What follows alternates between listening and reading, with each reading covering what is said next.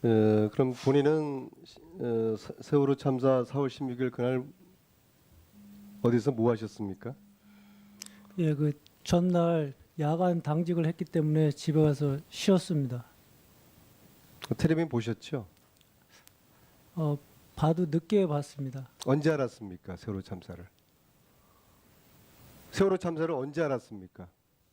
16일 날 저녁 때 알았습니다. 하루 종일 잤습니까? 저희 가면은 근무 교대하고 내려가면은 잡무 처리하고 그렇게 하고 그 퇴근을 합니다. 몇 시에 퇴근합니까?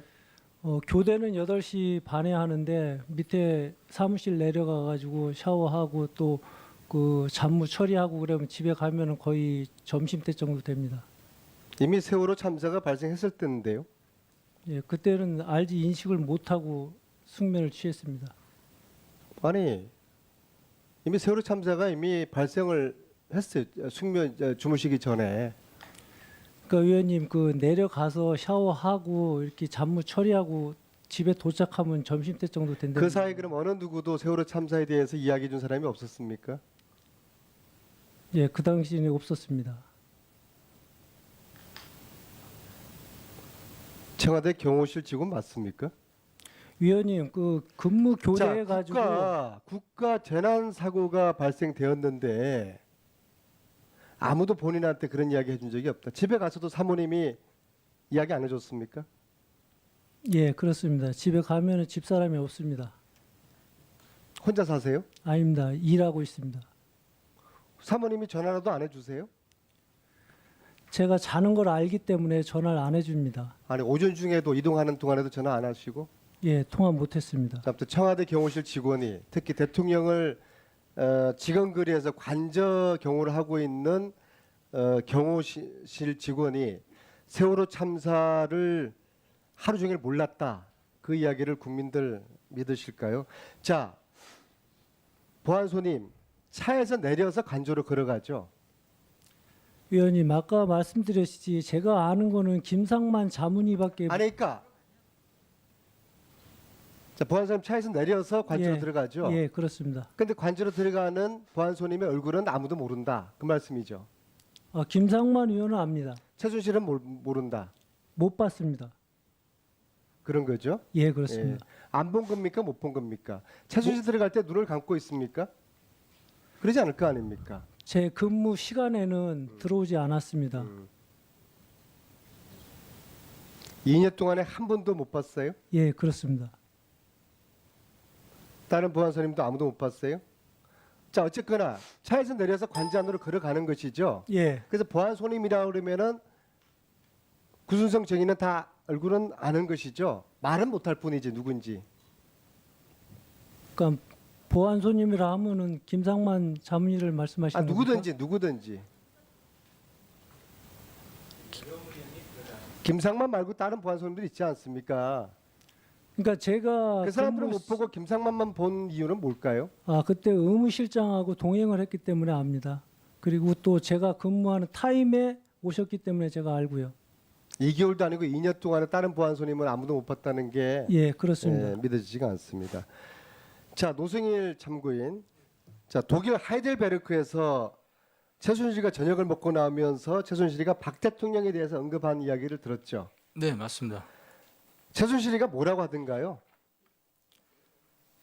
굉장히 오래된 그 언니 동생이라고 이렇게 표현했습니다. 그래서 친분 관계를 은근히 과시를 하던가요? 예, 그래서 제가 지금의 현재 대통령이냐고 물어봤습니다. 근데 맞다고 그랬습니다. 그때 처음 그 관계를 알았어요? 저는 그 전에 이제 인지를 하고 있었고 그날 이제 그 최순실한테 얘기 들은 건 처음입니다. 좋게 이야기하던가요? 아니면은 뭐 부정적으로 이야기하던가요? 좋게 얘기했습니다. 알겠습니다. 자, 조윤선 장관. 자, 예술인 지원 배제 명단 그거 이제 인정하셨죠? 그게 바로 블랙리스트입니다. 인정하시죠? 네. 자, 근데 9,000명 중에서 7,700명이 지원을 받았기 때문에 이게 어떤 블랙리스트냐 그런 논리였었죠. 그때 교문위에서 질문을 주셨던 그 그렇죠. 리스트에 대해서 답변을 드렸습니다. 자, 그러면은 어떤 근거가 있었으니까 900명을 보셨으니까 그 중에 770명이 지원받았다는 것을 확인하셨을 거 예, 아닙니까? 그 한국일보에서 나온 그 표제에 있는 대로를 확인했습니다. 주무장관으로서 그 900명의 명단을 한 번도 훑어볼 9천 아, 명. 구천- 예. 한 번도 주무장관으로서 그 명단을 훑어보고 싶은 그런 생각이 안 그거는- 들었어요? 아니요, 인터넷에서 다 뽑으면 나오는 거기 때문에 제가 그럼 일일이 볼 필요는 없었습니다. 대충 훑어봤어요? 아니요, 안 봤습니다. 그게 이상한 거예요. 문체부 장관은 블랙리스트 이 존재는 위헌을 한 행위인데 그런 이야기가 언론과 국회에서 제기되면은 아래 직원한테 도대체 이게 뭐냐 갖고 와봐라. 그게 자연스러운 거 아니겠어요? 예, 그렇게 했습니다. 그래서 그게 있는지 가져오라고 했더니 그랬더니 청와대에서 받은 그런 리스트는 없다고 했습니다. 자 예술국장 우상일에 대해서 제가 이야기하겠습니다. 우상일은 미국 유학 중에 파견 연수 중에 들어옵니다. 들어온 과정은 김기춘이가 데리고 왔습니다. 이야기 들어보셨어요? 아니요, 못 들어봤습니다. 자, 김종희가 유진용 장관한테 이게 14년 초의 이야기입니다. 김종 차관이 유진용 장관에게 내가 필요하니까 써야 되겠다 이야기를 합니다. 미국에서 데리고 와야 되겠다 이야기합니다. 유진용 장관은 반대를 합니다. 왜냐하면은 연수 기간 중에 공무원들을 중간에 데리고 오는 경우는 없기 때문입니다. 유진용 장관이 유정복 당시에 행안부 장관하고도 상의를 합니다. 유정복 장관도 반대합니다. 왜? 그렇게 하면은 문체부 T1회가 없어질 수가 있다.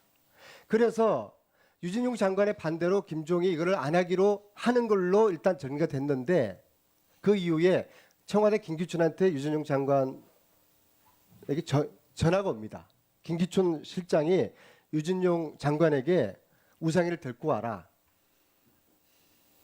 직권남용이죠. 이 이야기 들으셨어요? 저는 못 들었습니다. 그래서 들어온 사람이 우상일입니다. 우상일은 김종의 부역자입니다. 그 사람이 예술국장이고 그 사람이 블랙리스트. 아니요, 문제는 지금도 우상일 예술국장으로부터 그 보고를 받고 있다는 것은 오히려 일치가 아니라 조윤선 장관과 예술국장이 함께 블랙리스트의 존재를 왜곡하거나 은폐하고 있다고 생각합니다. 한 말씀 해보세요. 우 국장이 그 업무를 할 때에는 그 관리를 하는 업무는 담당하지 않은 것으로 알고 있습니다. 그 시기가 일치를 한다니까는요. 2015년, 16년 그 시기가 일치를 한다니까는요. 제가 그렇게 듣지를 못했는데요. 제가 교문이 거기서 부탁이에요. 예. 예? 19대도 있었고요. 예? 그렇게 못 들으면 허위 보고를 받으셨거나 본인이 이거를 일부러 이렇게 모르는 척 하시는 거죠. 자, 우상일이가 그렇게 해서 아주 이례적으로 문체부로 다시 들어옵니다. 김종희가 그런 식으로 불렀어요. 김기춘한테 소위 말하는 쓰리쿠션을 넣어가지고 그래서 유정용 장관이 김종을 굉장히 싫어하게 되는 계기가 결정적으로 되는 겁니다. 항명인 거 아니겠습니까? 장관이 안 된다고 했는데 청와대 비서장 통해 가지고 장관한테 압력을 가한 겁니다. 따라서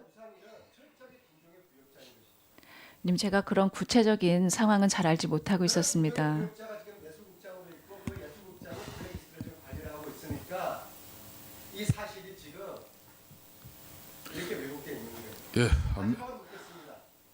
박근혜 대통령을 존경합니까? 의원님, 제가 그 대선과 청와대에서 그 모시고 뵀던 그런 때 가졌던 마음은 지금 의원님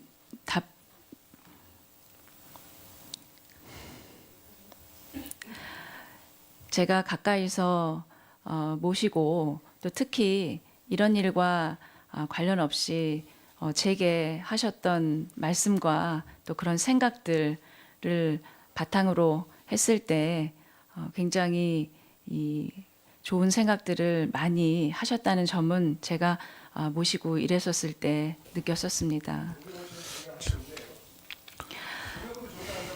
제 안민석 의원의 조윤선 정인에 대한 질문은 지금 이제 시청자들 이 마이크가 꺼진 관계로 무슨 질문을 했는지 잘 모릅니다. 안민석 의원의 신문 내용은 지금도 박근혜 대통령 존경하느냐에 대한 답변 요구였습니다. 자, 다음은 예, 그렇죠. 예, 바른정당의 하태경 의원, 예, 신문해 주십시오. 제가 오후 질의 때 타는 목마름으로 민주주의여 원래 노래는 만세죠. 근데 이제 박근혜 정부 들어와서 민주주의 안녕이 되었다, 굿바이 민주주의가 되었다고 했을 때